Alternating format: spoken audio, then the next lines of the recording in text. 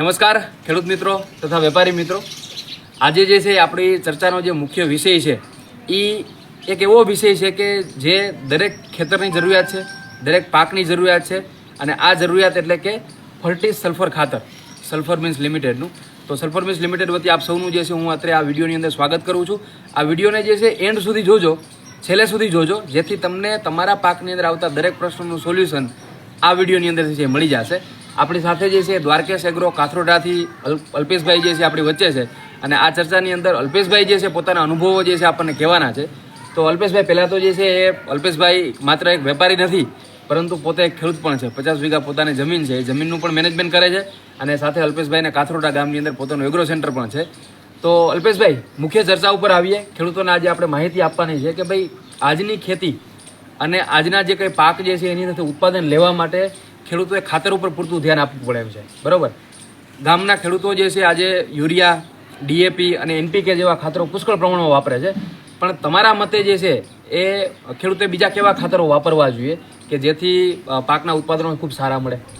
એમાં એવું છે કે અત્યારે આપણે છાણિયા ખાતરનું પ્રમાણ ઘટી ગયું ને છાણિયા ખાતર મળતું નથી, અને અત્યારે ખેતી બિઝનેસ સ્વરૂપમાં જાતી જાય છે. એટલે તે માટે અત્યારે શું છે કે આપણે 3 પીક લેવાનું ચાલુ કરી દીધું, એટલે જમીનની અંદર પોષક તત્વોની ઉણપ થાય જ. બરોબર. તો એના પૂરા કરવા માટે નવા જેટલા ખાતરો, એનપીકે તો આપણે નાખતા જ, ચોથા સ્વરૂપનું ખાતર આપણે અત્યારે સલ્ફર ગણાય છે. સલ્ફરનો જેટલો આપણે ઉપયોગ કરી, મગફળી હોય તો મગફળીની અંદર તેલની ટકાવારી, ડુંગળી હોય તો ડુંગળીમાં આપણે જેમ બાફિયો આવે છે તો બાફિયાની અંદર છે એની સાઇઝ છે, ચમક છે, મણિકા છે, વજન.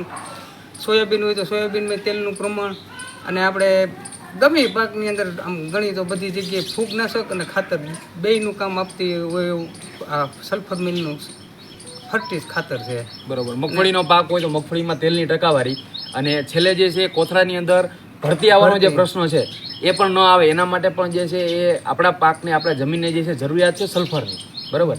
હવે માર્કેટની અંદર મારો તમને પ્રશ્ન છે કે માર્કેટની અંદર સલ્ફર માટે જે છે ઘણી બધી પ્રોડક્ટો જે છે અવેલેબલ હોય છે, બરાબર? પણ ખેડૂતોનો આગ્રહ જે છે ફર્ટિસ પ્રત્યેનો છે, બરાબર? તો આની પાછળ જે છે શું કારણ છે કે ખેડૂતોએ ફર્ટિસમાં ખેડૂતોને કેવા રિઝલ્ટ મળેલા છે? રિઝલ્ટ તો બહુ સારા મળ્યા છે, અને ફર્ટિસ જૂનામાં જૂની કંપની છે, અને એની કોઈ દી પ્રોડક્ટની અંદરમાં ક્યારેય ફેરફાર થયો નથી. જેવી રીતે થમ્સઅપે 100 વર્ષની ઉપરના પૂરા કર્યા, એની મટીરિયલ ને બધું જાળવું, એમ ફર્ટિસમાં એ જ રીતનું કામ છે. 2007 થી લઈને 2007માં જે છે આ ફર્ટિસ પ્રોડક્ટ ખેડૂતોના ખેતરમાં ઉપયોગ કરવા માટે જે છે ઉપસ્થિત થઈ, ત્યાંથી લઈને આજે 2024 છે, આ 17 વર્ષ દરમિયાન જે છે ફર્ટિસની ક્વોલિટી એક સમાન આવે છે. ઉલટાનું માર્કેટ જે છે એમાં ટેકનોલોજી નથી, એ ટેકનોલોજી આજે સલ્ફર મિલ 17 વર્ષથી માર્કેટની અંદર આપે છે. અને આ ટેકનોલોજી એટલે કે ફર્ટિસની અંદર રહેલી જે છે WG ટેકનોલોજી જે રહી કે ભાઈ સરળતાથી જે છે આપણા પાકને મળી જાય છે. પાકને આપણે આપીએ તો ચાંસની અંદર આપેલું હોય તો ચાંસમાં પણ જે છે આજુબાજુ ફેલાઈ જાય છે, જ્યાં આગળ જઈને ભવિષ્યમાં મૂળિયા જવાના છે. નીચે જમીનમાં પણ જે છે ખૂબ સારું એવું જે છે જમીનના ધડામાં પણ પ્રસરી જાય છે, જેથી છોડવાઓ વધુ પડતો એનો ઉપયોગ કરી શકે છે, બરાબર? આ સિવાય કોઈ પણ ખેતરની અંદર ચલો ફર્ટિસ સલ્ફર ખાતર જે છે એ અત્યારના સમયની અંદર આપણા ખેડૂતો માટે સૌથી સારો સલ્ફરનો ઓપ્શન છે. પરંતુ ફર્ટિસ ખાતર જે છે તમારા મતે કોઈ ખેતરની અંદર આપેલું તો ખેતરમાં શું ફાયદાઓ મળે? પાક કોઈ પણ હોય એના તંતુમૂળ તીકડે સૂયાનો, મગફળી હોય તો સૂયા છે, બરોબર, એનો પાનનો ગ્રોથ, પછી આપણે લીલાશ લાંબો ટાઈમ લગન જળવાઈ રહીએ, ક્લોરોફિલની પ્રક્રિયામાં ટૂંકમાં ક્લોરોફિલનું નિર્માણ છે સારું થાય, લાંબો ટાઈમ સુધી છોડવો લીલો રહીએ, બરોબર. અને આમ ખેડૂતની ભાષામાં આપણે કહીએ તો આપણે જેમ જમ્યા હોય ને હાજમૂલાની જરૂર પડે, પચતું ન હોય, આ સલ્ફર એવું એક તત્વ છે કે જમીનમાં આપણે લભ્ય સ્વરૂપમાં કેટલો ટાઈમથી નાઇટ્રોજન, પોટાશ, ફોસ્ફરસ પડ્યું, સલ્ફર જાય એટલે એને બધાને જુદા જુદા ટૂંકમાં એક વસ્તુ કામ, અને બરોબર એક વસ્તુ અને કામ, અને આ ખાસ જે છે યાદ રાખજો, કારણ કે ફર્ટિસ જે છે જમીન પણ સુધારે છે, મૂળિયાનો વિકાસ પણ કરે છે, છોડવાનું જે છે એની ફૂટ પણ સારી કરાવડાવી, રંગરૂપ લાંબો ટાઈમ સુધી છે જાળવી રાખે છે. અને સરવાળે ફર્ટિસ જે છે આપણે જમીનમાં નાખીએ છીએ, પરંતુ મગફળી હોય તો પોપટો, ડુંગળી હોય તો એનો ગાંઠિયો, કપાસ હોય તો એનું જે છે પૂંભળું, અને સોયાબીન હોય તો એના જે છે દાણા, આની જે છે અહીંયા સુધી જે છે ફર્ટિસની અસર આવે છે.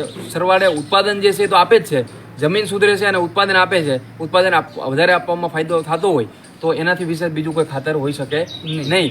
અને આ ફર્ટિસ જે છે એ આપણા સૌરાષ્ટ્રના ખેડૂતો માટે જે છે એક વરદાનરૂપ ખાતર છે.